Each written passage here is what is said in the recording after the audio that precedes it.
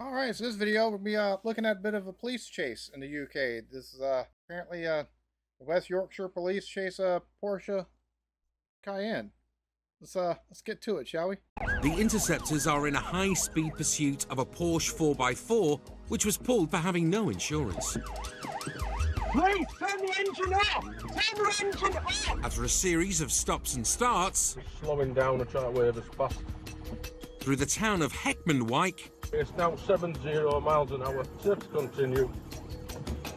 the driver headed onto the motorway, Yeah, we're at M62 on at the M62. where he tried to take out one of the pursuing cop cars. Oh, you do that in the US, once they get you stopped, you might wind up with bullet holes. So, Jesus, attempted manslaughter with a vehicle. 70 miles an hour, and I wonder how high. Well, 70. I'm sure that's probably 70 kilometers, but I wonder how fast they get going. Steve Oliver and his colleagues are hoping to box in the Porsche and bring it to a stop. But with a car this big and powerful, it won't be simple. 5-1, I'll take car 2. Whoever's in DZG, if you take car 1, you're the bigger car. I'll pull alongside you. I'm coming up right now. As they try to put the box on, the 4x4 boots it up to over 100, undertaking on the hard shoulder. Bro, But the driver slams on the brakes as the cops catch up. Try and get it on now. He seems to be toying with them. The cops don't know what this erratic driver will do next, but once again, I say that didn't make a whole lot of sense. speeds away. He then leaves the motorway at the next exit. 3-1, he's off at junction 5, off at junction 5.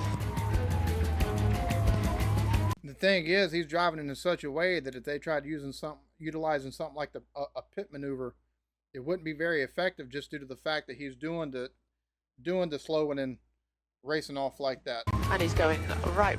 And it's not like they can't catch him. It's a Porsche, but it's a bigger one, and they're driving BMWs. Those aren't exactly slow cars. Which I don't know what model BMWs those are, but BMW normally, you know, I figured they'd make a pretty effective police vehicle. Right, Tunstall Road towards the A61 roundabout. 3-1, it's not 1, it's not 2, not 3. He's taken the 4th, he's going to turn him back onto the M621 in the opposite direction. The driver's done a full circuit of the roundabout and gone back onto the motorway. So M621 clockwise direction, back towards the M1. Steve's now lead car in the pursuit, and as he gets close to the Cayenne, the driver slows down once more, this time to throw something out of the window. They take advantage of the slower speed and attempt another stop. X-ray Romeo 5-1, I am car 1. If we can get a car up behind me, I'm going to go past, come across, car 2, come alongside. We'll try and get a near side block on. In fact, car 2, where it gets wider here, I'm going to go straight up. I'll drag him to the near side. If you can go past in lane 4. Steve tries to go I think up if I'm the running, inside I'm gonna be going while as his fast as colleague possible. goes to the other. Wouldn't be a whole lot of But he slowing speeds down. up and manages to stay in front. X Romeo 5-1, yeah, speed currently 80 miles an hour. The Porsche now dives up the M1 and onto the M62, heading back in the direction it came from, once again coming within inches of hitting the pursuing police car. Sierra Oh, yeah, 4-1, at the that's- next opportunity where you join the 62, I'd like the 3 boxing cars to pass the subject vehicle and form a 3-line box. 5-1, that's received. Steve, just bear in mind it's 4 lanes at the moment, mate. 4 lanes until we get past the next junction. They go for the box once more, but as they get into position, the Porsche again swerves into their path. On their next attempt, it's the traffic on the motorway that gets in the way. The runaway driver seizes his moment and aims for the exit road. 3-1, he's coming off at junction 28, coming off at junction 28. The way that dude's driving, the erratic nature in which he's driving. I mean, I understand trying not to get boxed in and stuff like that, but this is if you can go faster, why don't you just go faster? And then once if they or if you go fast and they come up alongside, but he's kept them at such a close distance for most of it that it doesn't look like they used a pit maneuver.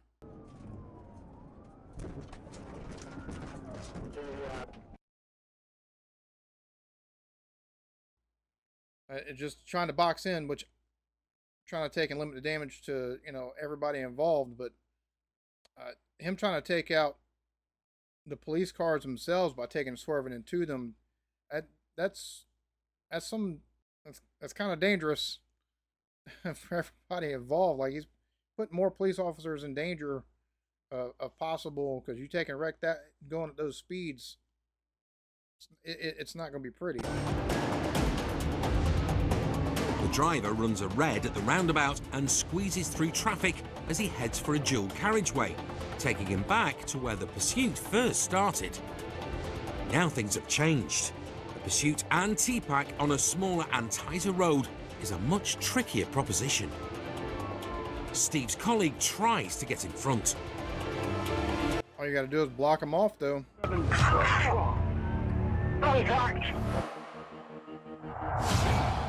But the driver rams him off the road. Ready cable, go back deployed. Steve's the lead car once again, and as he gets close to the 4x4, it slows and swerves into him.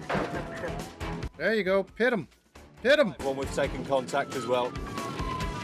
Steve's car's taken a hit, but it's still okay to continue.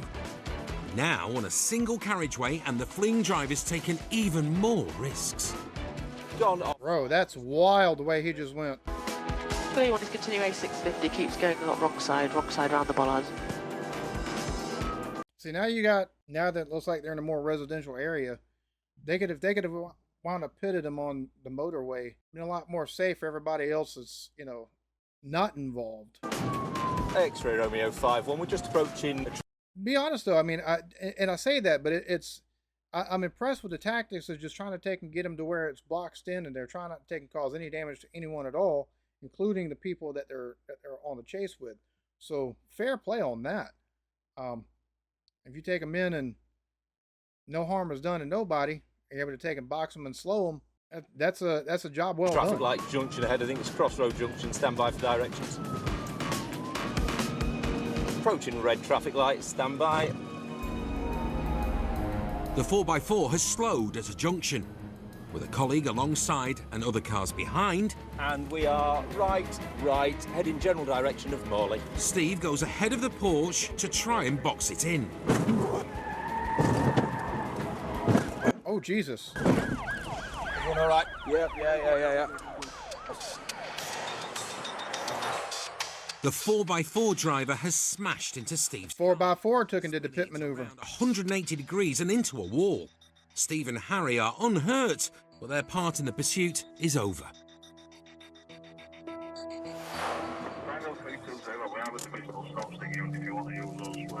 All right? Yeah. See, if they could have accomplished something like that with the Porsche on the motorway, that could have ended the pursuit kind of quick. Like, I mean, the only thing is, though, they're in smaller vehicles for the most part, and these BMWs, and it's a bigger vehicle. But that pit maneuver, taking in that back rear quarter panel like that, it'll take and cause a spin, and you could have done something like that on the motorway.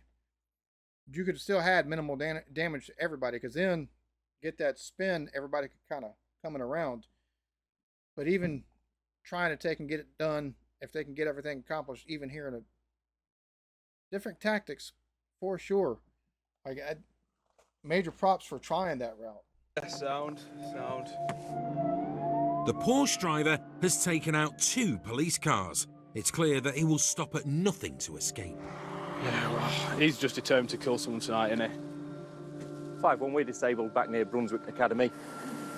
You all right? Yeah, we're all fine, yeah. Is he coming back towards us? No, he's going down that way. He's gone Victoria Road, mate.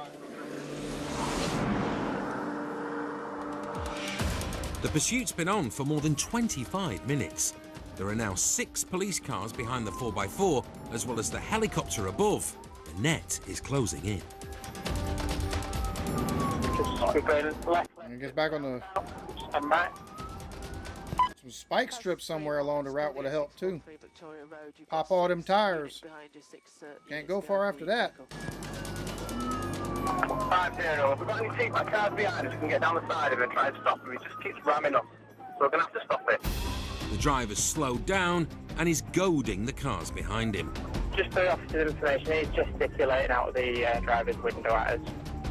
As they head onto a dual carriageway, the team decide to make their move. But once again, the driver slams on his brakes. He speeds off, but smashes into the cop car in front. Oh yeah, there you go. His own motor.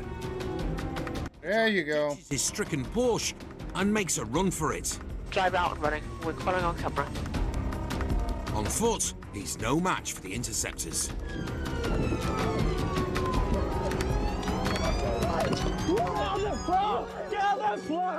And half an hour after he was first lit up, they find... How are you going to be screaming at the cops after you've done rammed how many, disabled how many of their vehicles? Caused damage to them and stuff? Like... Finally have him in cuffs. Male is detained. It's Beeston Ring Road, Junction Elland Road. Is there a car to put him in?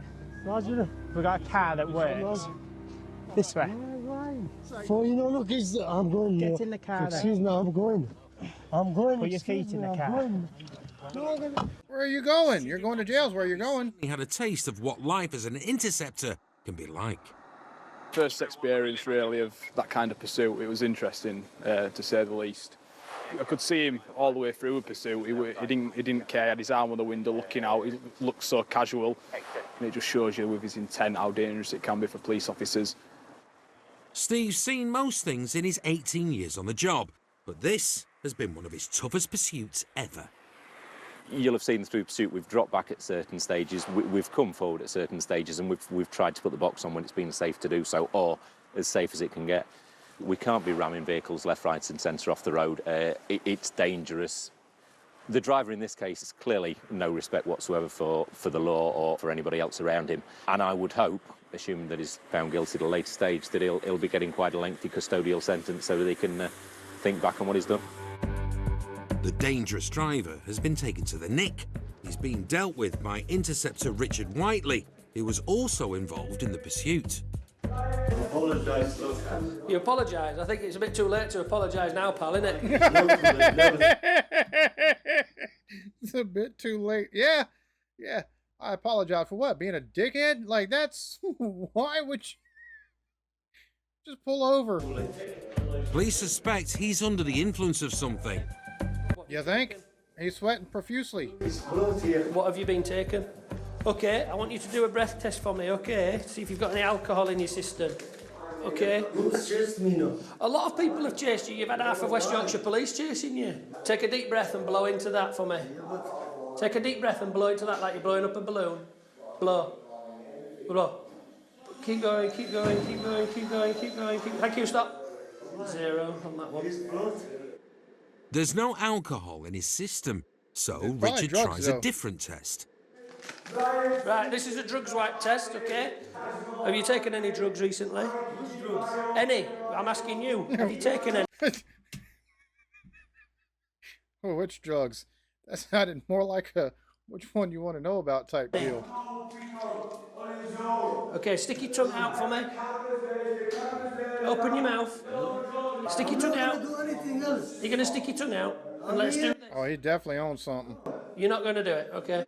The driver seems unaware of the seriousness of what he's done. Yeah, I have.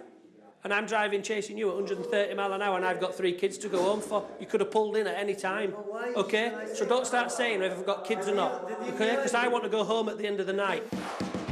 The suspect, who was driving his girlfriend's car, was taken to hospital for a checkup before being returned to the cells. He was later convicted of failing to stop for police, dangerous driving and driving while disqualified and with no insurance. He was sentenced to 14 months in prison and banned from driving for 5 years and 7 months once his current disqualification ends. No action was taken regarding the suspected driving under the influence. It just beggars belief that somebody can be in that state and willingly get into a vehicle and drive the way he's done. Oh, he had to have been on coke or something, you know, or Molly, like something. Especially the way he's sweating profusely like that. Which, I mean, it might have been a little bit warm in there, but that's still just doing that. Of course, here, if somebody has warrant for their arrest or the cops try to stop them and they've got a suspended license, they'll take and run. But, oh, just take your lumps. Done. Putting countless people at risk, including myself. That vehicle's capable of over 150 miles an hour. It's nearly 2 tons of vehicle. The way that we saw it driving, it was swerving, it was nearly colliding with all the police cars. It's written 3 police cars off. These people need stopping and stopping quickly. So I'm going to say this. The fact that he made a mistake and rammed back at that police car and disabled the vehicle himself. The fact they tried to take and limit as much damage as possible, not only to themselves, but also to the general public at large by boxing him in. I mean, it's a wee bit different than what you see in the U.S. And it's interesting. Like, there's numerous opportunities because it didn't, like, there were vehicles on the motorway, but most of the vehicles on the motorway looked like cop cars in that car. A pit maneuver could have ended that a whole lot sooner, but the concern for the public safety and everything like that, and probably also the safety of the person that's driving, because you don't want to take them in all mangled and stuff like that, or have a death on your hand that's unintended. But definitely dangerous driving through the city like that, hitting, you know, speeds of over 130 and taking out cop cars that way. Good job on the police on this one. Really good job. Different tactics than what I'm used to seeing, but the overall outlook and how they took and managed to have things done. The fact the dude got out, started running, and as the cops get closer, he starts yelling at them, and then starts talking about, I'm going, yeah, you're going to jail. Good video. Hope y'all enjoyed this. Y'all be good to eat. Y'all love yourselves. Peace.